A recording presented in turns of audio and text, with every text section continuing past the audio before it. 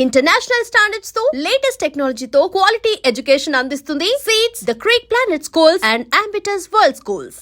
గారు ఈ నవాబ్ కిచెన్స్ అనేది స్టార్ట్ చేసింది నిజంగా సేవ కోసమా, డబ్బు కోసమా? ఇనిషియల్గా మీ మైండ్ సెట్ ఎలా ఉంది? నేను డబ్బు కోసమే స్టార్ట్ చేశాను. సీరియస్గా మాకు డబ్బులు లేకే కష్టాలు పోవాలనే డబ్బు సంపాదించాలి. యూట్యూబ్లో అందరూ లక్షలు సంపాదిస్తున్నారు, ఎవరికి వాళ్ళు మాకు ఇన్ని లక్షలు వచ్చినాయి ఇన్ని లక్షలు వస్తున్నాయి అంటే లేదు మనం కూడా ఒక యూట్యూబ్ ఛానల్ స్టార్ట్ చేద్దామని చేసామండి ఫస్ట్ అయితే. ఓకే. కానీ ఈ ఈ బ్లెస్సింగ్స్ మధ్యలో ఈ మేము చేసే వర్క్కి మేము ఎంత సంపాదించాలనుకున్నామో దానికి దేవుడు విపరీతంగా ఇచ్చేసాడు. ఓకే. ఇంకా అక్కడికి మేము మీరు ఏదైనా అవనియండి, ఇప్పుడు మీకు ఇష్టమైన ఒక డ్రింక్ మీకు ఎంత తాగుతారు, మీకు అది సరిపడా అంతా ఆపేస్తారు, అంతకంటే ఎక్కువ తాగలేరు కదా. నాకు డబ్బు దేవుడు అలాగే ఇచ్చాడు. దేవుడి దేవుళ్ళు అన్నీ బాగానే ఉన్నాయి. కానీ మాకు ఎప్పుడైతే మేము కామెంట్స్ చదువుతామో, ఎప్పుడైతే మేము పిల్లల దగ్గరికి వెళ్ళి వాళ్ళతో ఆ 15-20 నిమిషాలు అరగంట పాటు స్పెండ్ చేస్తామో అసలు ఈ డబ్బు అనేది మాకు గుర్తుండదండి. ఇప్పుడు మేము చాలా కష్టాల్లో ఉన్నామండి. డబ్బులు లేకుండా ఒక పేద ఛానల్ లాగా ఇప్పుడు ఉంది నవాబ్స్ కిచెన్. కానీ మేము ఆపాలనుకుంటే ఎప్పుడూ ఆపేసేవాళ్ళం అండి భయపడి. డబ్బు కోసం అయితే ఇప్పుడు పని చేయట్లేదు. ఓకే. ఇప్పుడు పనిచేస్తుంది ఆ సాటిస్ఫాక్షన్ కోసం. ఒక అడిక్టెడ్ ఇప్పుడు ఒక ఆల్కహాల్కి అడిక్ట్ అయినవాడు ఎలా ఉండలేడో, యాజ్ ఇట్ ఈజ్ ఈ రోజు కనుక షూట్కి రాకపోతే నాకు అంతా ఒకలాగా ఉంటుందండి. షూట్ మీన్స్ ఎవరికన్నా భోజనం పెట్టాలి, పెడితే ఆ సాటిస్ఫాక్షన్ వేరు. ఒక వారం గ్యాప్ వచ్చిందంటే ప్రాణం అంతా అల్లాడుతూ ఉంటుందండి, ఏదో చేయాలి ఏదో పెట్టేయాలి. అండ్ మీరు ఇందాక ఒక మాట అన్నారు, దేవుడు అవసరానికి మించి లేదా నాకు కావాల్సిన దానికి మించి డబ్బు ఇచ్చేసాడు, డబ్బు మీద కూడా నాకు ఇప్పుడు ఇంట్రెస్ట్ లేదు అని చెప్పారు. నేను స్ట్రైట్గా అడుగుతున్నాను, ఇప్పటిదాకా ఎన్ని కోట్లు సంపాదించారు? ఎగ్జాక్ట్లీ. ప్రతి మీడియా ఛానల్ ఫస్ట్ వేసే క్వశ్చన్ ఎన్ని కోట్లు సంపాదించారు. నేను అడగలేదు, డబ్బు గురించి మీరు చెప్పారు. ఆబ్వియస్లీ అందరికి డౌట్ వస్తుంది, ఇంత హ్యాపీగా ఉన్నాడు, ఇష్టం వచ్చినంత పెట్టేస్తున్నాడు, ఎన్ని కోట్లు సంపాదించాడు అని చాలా మంది అనుకుంటున్నారు. యాక్చువల్లీ నేను నా ఆన్సర్లో ఏం చెప్పానంటే, నేను సాటిస్ఫై అయ్యేంత దేవుడు ఇచ్చాడు. నాకు 10 లక్షల్లో నేను సాటిస్ఫై అయ్యే మనిషిని అనుకోండి, నాకు అంతే ఇచ్చాడు. అయితే ఫ్రాంక్లీ స్పీకింగ్, ఒక గవర్నమెంట్ ఎంప్లాయీ రిటైర్మెంట్కి ఎంత పెన్షన్ అంటే ఎంత లంసమ్ అమౌంట్ తీసుకుంటారో దానికి ఒక 3 వరకు సంపాదించేవాడిని, అంతకంటే ఎక్కువ సంపాదించు. ఓకే. అంతేగాని కోట్లు అయితే సంపాదించు. నేను ఇంకోటి చెప్తానండి, కొత్తగా యూట్యూబ్ ఛానల్ పెట్టాలనుకునే వాళ్ళకి నా సజెషన్ ఏంటంటే, కోట్లు లక్షలు ఇప్పుడు యూట్యూబ్లో రావండి. మీరు ఎన్ని సంవత్సరాలు కష్టపడినా ఒక నార్మల్ సాఫ్ట్వేర్ ఎంప్లాయీ ఎంత సంపాదిస్తాడో అంతే మనకి సంపాదించగలమండి. ఇవన్నీ వీడియోస్ చూసి, స్పెషల్గా యూట్యూబ్ అల్గరిథం నాకు ఇంతవరకు అయితే అర్థం కాలేదు, కానీ అది ఎవరికి ఇవ్వాలో ఆ దేవుడే ఇస్తాడు, యూట్యూబ్ కూడా కాదండి. అది మన సిన్సియారిటీ, మన వర్క్, మన అవుట్పుట్ మీద డిపెండ్ అయి ఉంటుంది. కోట్లు రావాలని మట్టికి యూట్యూబ్ ఛానల్ పెట్టకండి.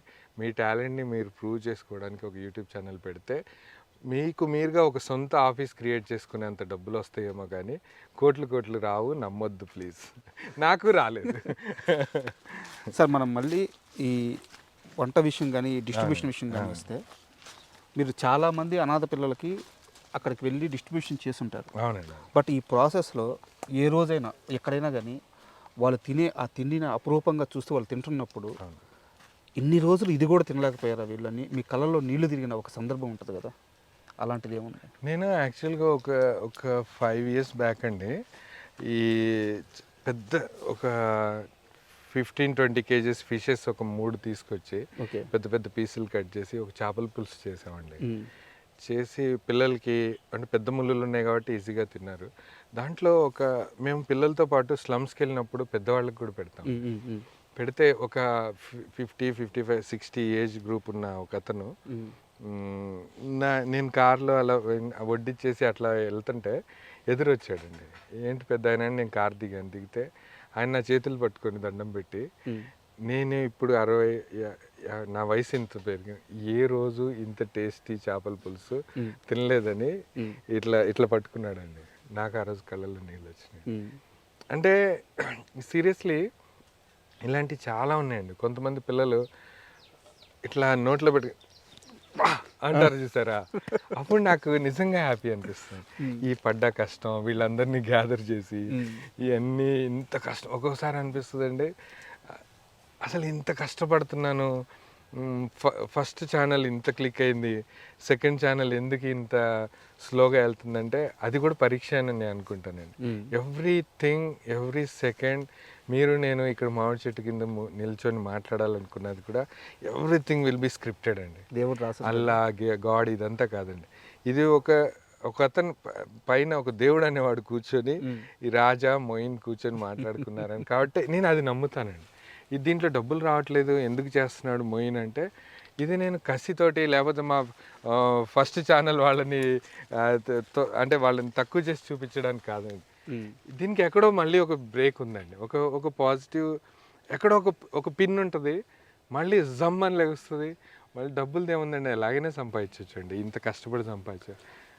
నేను ఈవెన్ ఇప్పుడున్న పరిస్థితుల్లో చాలా అబ్రాడ్ రెస్టారెంట్స్ చాలామంది జస్ట్ అలా వచ్చి ఒక ఫోటో దిగి మీ పోస్టర్ పెట్టి మీకు ఎవ్రీ మంత్ మాతో కొలాబరేట్ అయితే మీకు ఎవ్రీ మంత్ 2 lakhs పంపిస్తాము, 1.5 lakh పంపిస్తాము, ఖతర్లో, దుబాయ్లో చాలామంది అన్నారండి. నాకు ఎందుకో అంత కమర్షియల్గా, నాకు స్పెషల్గా నాకు అంత ఇంట్రెస్ట్ లేదు, వెళ్ళాలనిపించలేదు. యాక్చువల్గా నా క్వశ్చనరీలో కూడా ఈ క్వశ్చన్స్ ఉన్నాయి, మీరు ముందే తీసుకొచ్చారు కాబట్టి. మామూలుగా కమర్షియల్ కొలాబరేషన్స్ అనేవి చాలా మంది చేస్తున్నారు యూట్యూబర్స్. ఇప్పుడు మీకున్న క్రేజ్కి మీరు కానీ ప్రోడక్ట్స్ని ప్రమోట్ చేయడం కానీ లేదా హోటల్స్ని ప్రమోట్ చేయడం కానీ చేస్తే కొన్ని లక్షల రూపాయల అమౌంట్ నెల తిరిగేలేక మీ అకౌంట్లో వచ్చి పడుతుంది. ఎందుకు మొయిద్దీన్ ఏ రోజు కూడా కమర్షియల్స్ని ప్రమోట్ చేయడానికి ఇష్టపడట్లేదు? నాకు అసలు ఇంట్రెస్ట్ లేదండి. నేను చెప్పాను కదండి, నేను ఇప్పుడు కమర్షియల్ యాడ్స్ చేసి వాళ్ళు ఇచ్చే 2 లక్షలు 1 లక్ష తీసుకొని ఒకవేళ ఇన్ కేస్ నేను ఏదైనా ఆర్ఫనేజ్ కానీ ఓల్డ్ ఏజ్ హోమ్ కానీ స్టార్ట్ చేస్తే దానికి కొన్ని లక్షల డబ్బులు ఈ కమర్షియల్ వాళ్ళు ఇస్తారంటే నేను చేస్తానండి. నా సొంతంగా నాకు డబ్బు ఆబ్వియస్లీ సాటిస్ఫైడ్ అమౌంటే యూట్యూబ్ నుంచి వస్తుందండి. ఈ కమర్షియల్ యాడ్స్ చేసి నేను వాళ్ళ ప్రోడక్ట్ ఎలా ఉందో కూడా నాకు తెలియదు. ఇప్పుడు ద బెస్ట్ ఏది కల్తీ లేకుండా లేదని నా ఒపీనియన్ అండి. Each and every product mix అయ్యే ఉంది. వాళ్ళు కమర్షియల్ యాంగిల్లోనే చేసి నాతో కమర్షియల్ యాడ్ చేపిస్తే నేను చేయలేనండి. ఇన్ కేసు అంటే నాకు ఇంకో ఐడియా ఏంటంటే నా ప్రోడక్ట్స్నే నేను కమర్షియలైజ్ చేసుకోవచ్చు కదా ఇన్ ఫ్యూచర్లో. నేను ముందే వాళ్ళతో ఎందుకు టైఅప్ అవ్వడం అని. సరే, నేను ఓపెన్గా ఇంకో క్వశ్చన్ కూడా అడుగుతాను. మీతో ఇంటర్వ్యూకి వస్తున్నాను అనగా మీకు సంబంధించిన మనుషులు కొంతమందిని అడిగాను, నిజంగా ఫైనాన్షియల్గా ఇబ్బంది పడట్లేదా మీరు ఇప్పుడు? పడుతున్నారు. ఇంకో మాట కూడా అడుగుతాను, గట్టిగా స్పాన్సర్లు అయితే ఉన్నారు, మీకున్న గుడ్ విల్ మీద స్పాన్సర్లు ఉన్నారు. స్పాన్సర్లు రావడం ఒక నెల ఆగిపోతే ఈ ప్రోగ్రామ్ చేయడం కూడా ఇప్పుడు మీకు తలభారంగా మారుంది కదా. అవునండి. ఇలాంటి సమయంలో కూడా సమాజాన్ని తప్పుదోవ పట్టించకూడదు, కమర్షియల్గా వెళ్ళి డబ్బులు సంపాదించకూడదు, ఇంత నిబద్ధతగా ఇంత నిజాయితీగా ఎలా ఉండగలుగుతున్నారు? ఇది మా పేరెంట్స్ నుండి వచ్చిందండి సీరియస్గా. యాక్చువల్గా నేను ఫేస్ చేసిన కొన్ని ప్రాబ్లమ్స్ కానీ నాకు ఏ తప్పు చేసినా కర్మ సిద్ధాంతం ఒకటి ఉంది కదండి, అది ఎక్కడో చోట మా పిల్లలకి తగలొద్దని, ఇంత నాకు ఎక్కడో చోట ఒక బెస్ట్ పాయింట్ ఉంది అని నేను నమ్ముతానండి. ఇప్పుడు నేను ఈ వచ్చే 1 లక్ష రూపాయలు 2 లక్షలు తీసుకొని కమర్షియల్స్ చేసి ఎవరినో ఇబ్బంది పెట్టి, అంటే నా మాట నమ్మి తీసుకునే వాళ్ళు చాలామంది ఉన్నారు.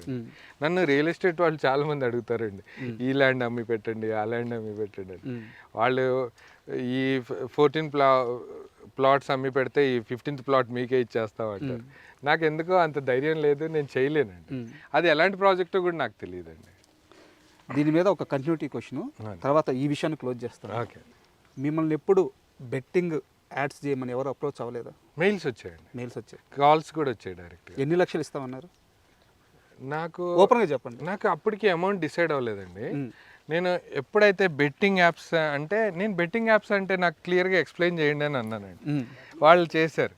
చేస్తే డబ్బు ఇట్లా ఒక యాప్లో మనం ఇంత డబ్బు పెట్టి ఈ గేమ్ ఆడితే ఇంత వస్తాయి అని చెప్పాలి మనం, దాన్ని మీరు ఆడానని కూడా చెప్పాలి. అంటే మీరు ఎంత డబ్బులు ఇచ్చినా నేను బెట్టింగ్ యాప్ ఎట్టి బస్లో చేయను అన్నాను.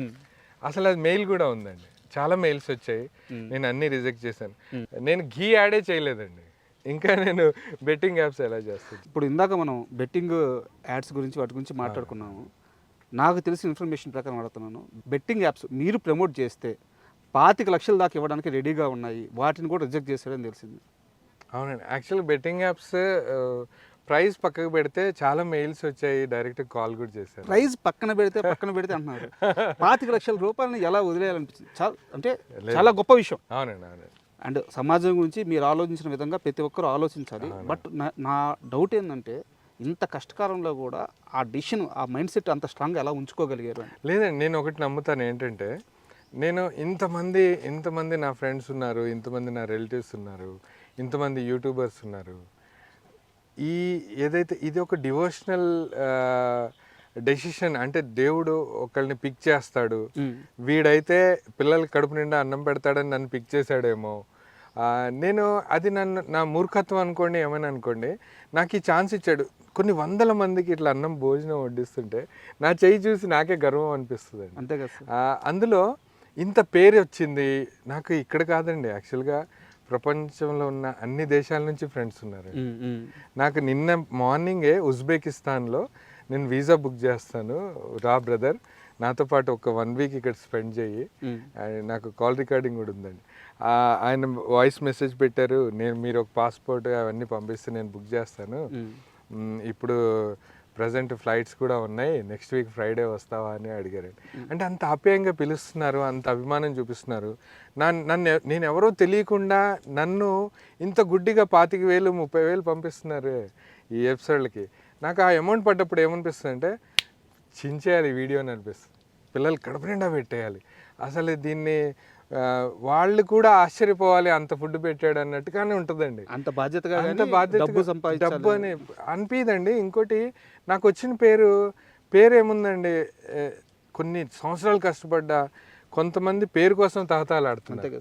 దేవుడు నాకు ఆ నేమ్ అడగకుండానే ఇచ్చాడు, దాన్ని నేను ఎట్టి బస్సులో చెరపదలుచుకోలేదు. సూపర్, నిజం.